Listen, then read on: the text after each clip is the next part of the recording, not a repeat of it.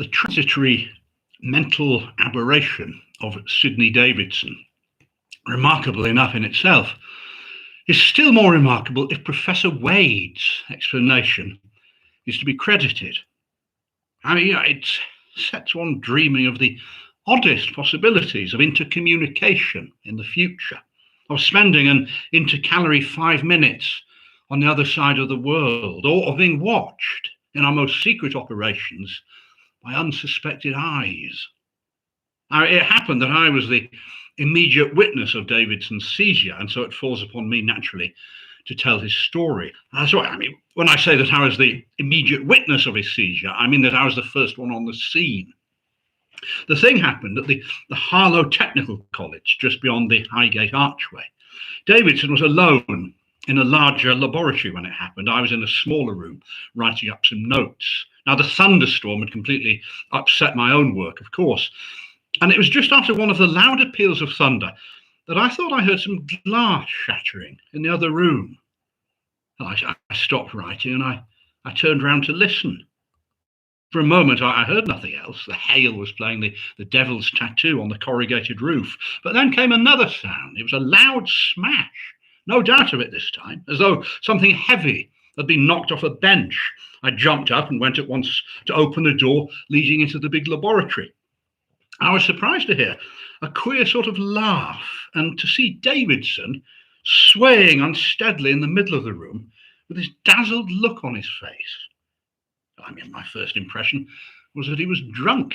He was clawing out at something invisible a yard or so in front of his face. You know, he put out his hand slowly, rather hesitatingly, and then clutch at nothing. He didn't seem to notice me at all. Well, what's come to it, he said. He held up his hands to his face, fingers spread out. Good God! And then he began raising his feet clumsily, as though he'd expected to find them glued to the floor. Davidson? What's the matter? I said. He turned round abruptly in my direction and looked about. I mean, he looked at me, over me, on either side of me, and he didn't show the slightest sign of having seen me. Waves, he said, and a remarkably neat schooner. And I'd swear that was Bellow's voice. And then he shouted at the top of his voice, "Hello!" Well, I mean, I thought he was up to some foolery. And then I saw littered about his feet the shattered remains of the best of our electrometers. Davidson! Good grief, I said, you've smashed the electrometer. Bellows again, he said. Friends left, even if my hands have gone. Say about electrometers. Where are you, Bellows? He suddenly came staggering towards me. God, this damn stuff cuts like butter, he said. And then he walked straight into the bench and recoiled. Aye, not so buttery that, he said. And he stood again, just swaying. I felt rather frightened. Davidson, come on. What's come over you? He looked around him again in every direction. I could swear that was Bellows. Well, why don't you show yourself like a man, Bellows? Well, it occurred to me then that he must have been struck blind, and so I walked round the table and laid my hand on his arm, and I never saw a man more startled in my life. He leapt away from me, and then he came round in an attitude of self-defence, his face fairly distorted with terror. Good God, he cried, what was that? What? It's me. It's Bellows. Oh, confound it, Davidson. And he jumped when I answered him and stared. I can't put it any better than to say he stared right through me. And then he began talking, but not to me. He was talking to himself. Here, in broad daylight, on a clear beach, not a place to hide in. He looked about himself wildly. Right, I'm off. And he suddenly turned and ran headlong into the big electromagnet. Then he stepped back a pace, cried out almost in a whimper, "What's come over me?" He stood there blanched with terror, trembling violently, his right arm clutching his left where it collided with the magnet. I mean, by this time, I was really quite frightened myself. Look, Davidson, don't panic, I said. He was startled at my voice, but not so excessively as before. Bellows, he said, is that you? Well, can't you see that it's me? I can't even see that it's me. Where the devil are we? We're here. We're in the laboratory. The laboratory. Well, I was in the laboratory, and then that flash came, but I'm hanged if I'm there now. What ship is that? What? There's no ship. Oh, do be sensible, Davidson, old chap. No ship, he repeated, and he seemed to immediately forget my denial. Oh, I suppose that we must be dead. But the rummy part is, I feel as though I still had a body. You don't get used to it all at once, I suppose. So the old shot was struck by lightning, was it? Jolly quick thing, eh, Bellows? Don't talk nonsense, Davidson. You're perfectly alive. You're here in the laboratory, blundering about like a drunkard. You've just smashed a new electrometer. I don't envy you when Boyce arrives. He stared away from me towards the diagrams of cryohydrates. I must be deaf. They just fired a gun. There goes the puff of smoke, and I didn't hear a sound. Well, I put my arm on his again, and this time he was considerably less alarmed. We seem to have sort of invisible bodies, he said. By Jove, there's a boat coming round the headland now. It's just like the old life. It's just in a different climate. It was then that Boyce came in. What's going on? He said. And as soon as he spoke, Davidson chirped up. What? Old Boyce dead too?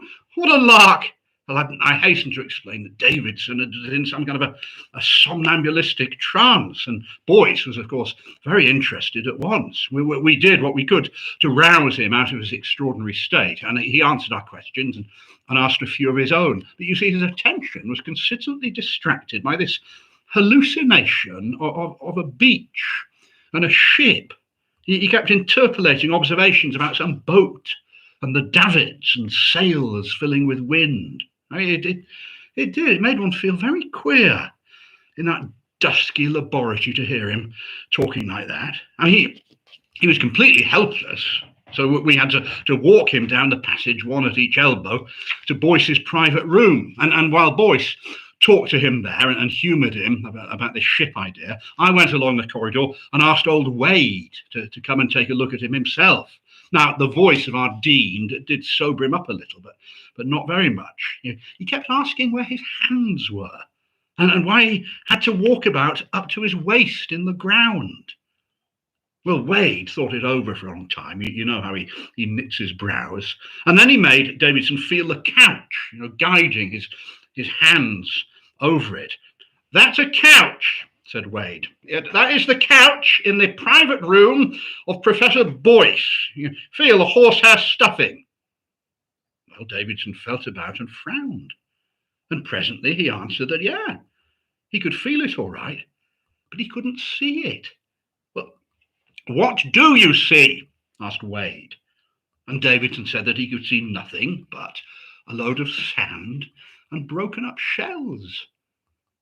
Well, Wade gave him some other things to feel, telling him what they were and watching him keenly.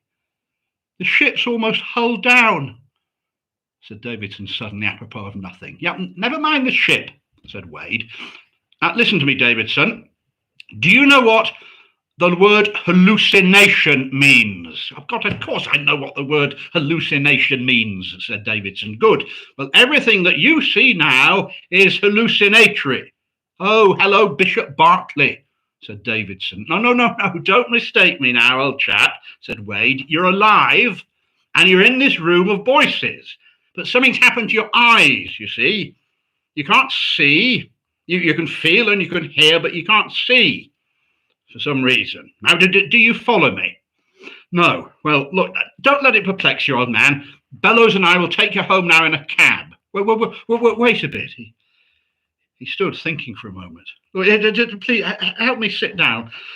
Thank you. And look, I'm sorry to trouble you again, Wade, but do you mind telling me that all over again? Well, Wade repeated it, all very patiently. Davidson shut his eyes and pressed his hands to his forehead. Yes, he said. It's quite right. Now that my eyes are shut, I can tell you right. That's you, Bellows, sitting beside me there, and I'm in England, and we're in the dark. And then he opened his eyes, and there is the sun rising, and the yards of the ship, and the tumbled sea, and a couple of birds flying overhead. I never saw anything so real, and I'm sitting up to my neck in a bank of sand. God, what the devil is happening to me? Well, that was the beginning. And for 3 weeks, this strange affection of Davidsons eyes continued unabated. It was worse than being blind, I think. He was absolutely helpless. And he had to be fed like a newly hatched bird and led about and undressed. And, well, yes, that as well. I mean, he attempted to move on his own a few times, and he simply fell over things or struck himself against walls and doorways. I mean, after a day or two, he got used to hearing our voices without seeing us, and he willingly admitted that he was at home and that Wade was probably right in what he told him. My sister, to whom he was engaged, insisted on coming to visit him, and she'd sit with him for hours, all day long, while he talked about this beach. Holding a hand seemed to comfort him immensely. He explained that when we left the college and drove him home, he lived in Hampstead Village, it appeared to him as if we drove through rocks and trees, at one point through a great sand hill. It was perfectly black, he said, until we emerged onto the other side. And then, you see, when he was taken up to his own room, it made him almost frantic with the fear of falling, because he said going upstairs seemed to lift him 30 or 40 feet above the rocks of his imaginary island. He kept saying that he'd smash all the eggs. And in the end, he had to be taken down and placed in his father's consulting room, where there was a couch that he'd occupy there. He described the island as being a bleak kind of a place. Very little vegetation and a lot of bare rock. There were multitudes of penguins, he explained, and they made the rocks white and disagreeable. The sea was often rough, he said, and once there was a thunderstorm, and he lay there and shouted at the silent flashes. Once or twice, seals pulled up onto the beach, but that was only in the first 2 or 3 days. And he said that it was actually very funny after a while, the way in which the penguins used to waddle right through him, and how he seemed to lie among them without disturbing them at all. I remember one odd thing, and that was when he wanted very badly to smoke. So, we put a pipe in his hands. He almost poked his eye out with it. We lit it for him, but he couldn't taste anything, you see. And I've since found out it's the same with me. I don't know if it's a general rule, but I find that I can't enjoy tobacco unless I can actually see the smoke. But, well, the queerest part of his vision came when Wade sent him out one day in a bath chair to get some fresh air. The Davidsons had hired the chair for him, and they got that deaf fellow Widgery to push Davidson around in it. Now, Widgery's ideas of healthy expeditions were peculiar. My sister, who had been to the dogs' home, bumped into them in Camden Town. Widgery trotting complacently along, and Davidson frantically trying in his feeble, blind way to attract his driver's attention. He practically wept when my sister spoke to him. "Gotta get me out of this darkness," he said, feeling for a hand. "Get me out of this darkness now, or I shall die." I mean, he was quite incapable of explaining what was the matter, but my sister decided that he must go home immediately. And presently, as they went uphill towards Hampstead, this horror seemed to drop away from him. He said it was good to see the stars again, although it was about noon and a blazing hot day. It seemed, he told me afterwards, as if I was being carried irresistibly towards the sea. I wasn't very alarmed at first. Of course, it was night there, a lovely night. Of course, I said, because that struck me as odd. What? Oh, yeah. No, it's always night there when it's day here. Anyway, well, we went right into the water. which was calm and shiny under the moonlight. Just a broad swell that seemed to grow broader and flatter as I came down into it. The surface glistened. It was just like skin. I mean, it might have been empty space underneath for all I could tell. Well, very slowly, the water crept up to my eyes, and I eventually went under. And you see, the skin seemed to break and heal again about my eyes. The moon gave a jump in the sky and grew green and dim, and fish, faintly glowing fish, came darting around me, and these things that looked like they were made of luminous glass. And then I passed through a tangle of seaweeds that shone with an oily luster. And so I drove down into the sea, and the stars above went out one by one, and the moon grew greener and darker, and the seaweed became a luminous purple red.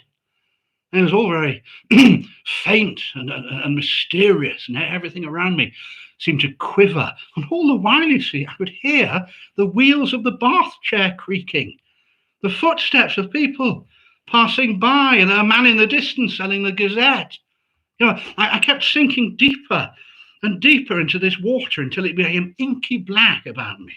Not a ray from above came down into that darkness, and the phosphorescent things seemed to grow brighter and larger. The branches of the weeds flickered like the flames of spirit lamps. But you see, after a time, there were no more weeds. The fishes came staring and gaping towards me and into me and through me. And I never imagined fishes like that before. They had lines of fire along their sides, and there was one ghastly thing swimming backwards with a lot of twining arms. And then, you see, I saw, coming very slowly towards me through the gloom, this hazy mass of light that resolved itself as it drew nearer into multitudes of fishes. They were struggling and darting around something that was drifting along. And I drove on straight towards this, and presently I saw in the midst of this tumult, and by the light of the fish, a bit of splintered spar looming above me, and a dark hull tinting over, and some glowing phosphorescent forms that were shaken and writhed as these fishes bit at them. And then, you see, the horror came upon me.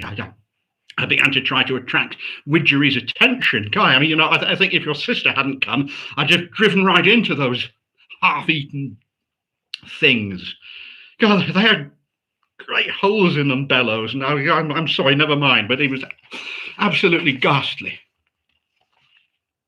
Well, for 3 weeks, Davidson remained in this singular state, seeing what at the time we imagined was an altogether phantasmal world and stone blind to the actual world around him. And then, one Tuesday when I called, I met his father in the passage. "He can see his thumb," the old gentleman said in a perfect transport. He was struggling into his overcoat. "He can see his thumb, Bellows!" And with tears in his eyes, he said, "The lad will be well yet." I rushed into Davidson, who was holding up a little book before his face and laughing in a feeble way. "It's amazing," he said. "There's a kind of patch come through there." He pointed with his finger. "I mean, I'm on the rocks as usual, and the penguins are staggering and flapping about as usual, and there's been a whale showing every now and then, but that's disappeared now. But if you put something there, I see it. I do, I can see it. I mean, it's very dim and broken in places, but I can see it. It's like a faint spectre of itself. I found out this morning, Bellows, while they were dressing me. It's like a little hole in this infernal phantom world. Just put your hand by mine. No, not there. Yes, I can see it. Bellows, I can see the base of your thumb and a bit of cuff. And it looks just like a ghost of a bit of your hand sticking out of the darkling sky. And just by it, there's a group of stars like a cross coming out." And from that time, Davidson began to mend. And you see, his account of the change, like his account of the vision, was oddly convincing. Over patches of his field of vision, this phantom world grew fainter, grew transparent, as it were. And through these translucent gaps, he began to see dimly the actual world around him. Now, as time went on, these patches grew in size and number. They ran together and spread until only here and there were there any blind spots left upon his eyes. I mean, he was able quite soon to get up and steer about himself, feed himself, read, enjoy smoking again, and behave like any ordinary citizen. I mean, to begin with, it was very confusing to have these two pictures overlapping with each other, like the changing views of a lantern, I suppose. But in a little while, he began to distinguish the real from the illusory. And at first, he was unfeignedly glad. He seemed only too anxious to complete his cure with exercises and tonics. But you see, as that odd island of his began to fade away, he became queerly interested in it. You know, he wanted particularly to go down into the depths of the sea again. He'd spend half his time wandering about the low-lying parts of London, trying to find the waterlogged drifting wreck that he'd nearly run into. Well, the glare of real daylight soon very impressed him so vividly as to blot out everything in this shadowy world. But of a night time, you see, in a darkened room, he could still see the white splashed rocks of the island, the clumsy penguins stumbling to and fro. But even these grew fainter and fainter, and at last, it was soon after he married my sister, he saw them for the last time. And now to tell you the queerest thing of all. About 2 years after his cure, I dined with the Davidsons, and after dinner, a man named Atkins came in. He's a lieutenant in the Royal Navy, a pleasant, talkative fellow. He was on friendly terms with my brother-in-law, and he was soon on friendly terms with me. It came out that he was engaged to Davidson's cousin, and he took out a kind of pocket photograph case to show us a new rendering of his fiancée. And by the by, he said, here's the old Fulmar. Davidson looked at the photograph casually, but then suddenly his face lit up. Good heavens, he said. I could almost swear. What? Well, I think I've seen that ship before. I don't see how I can have done, said Atkins. She hasn't been out of the South Seas for 6 years, and before then, no, that's the ship that I dreamt of. I'm sure that's Bellows. Look, that's the ship in my vision. She was standing off an island that swarmed with penguins, and she fired a gun. Good Lord, said Atkins, when he'd heard the particulars of the seizure. How the deuce could you possibly dream that? And then, bit by bit, it came out that on the very day that Davidson was seized, HMS Fulmar had been off a little rock to the south of Antipodes Island. A boat had landed to get some penguins' eggs, had been delayed, and a thunderstorm drifting up, the boat's crew had waited until the morning before rejoining the ship. Atkins had been one of the party, and he corroborated word for word the descriptions that Davidson had given of the island and of the boat. I mean, there's not the slightest doubt in any of our minds that Davidson had seen a real place. You know, in some unaccountable way, while he moved hither and thither in London, his sight moved hither and thither in a corresponding manner on the other side of the world. How is an absolute mystery.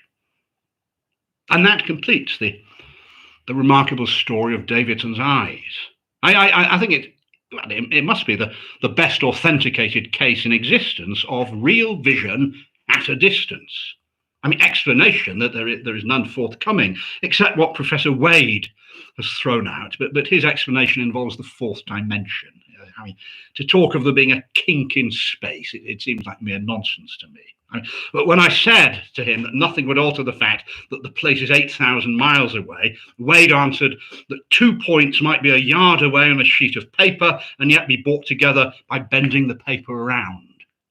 Well, perhaps you can grasp his argument. I'm afraid that I cannot.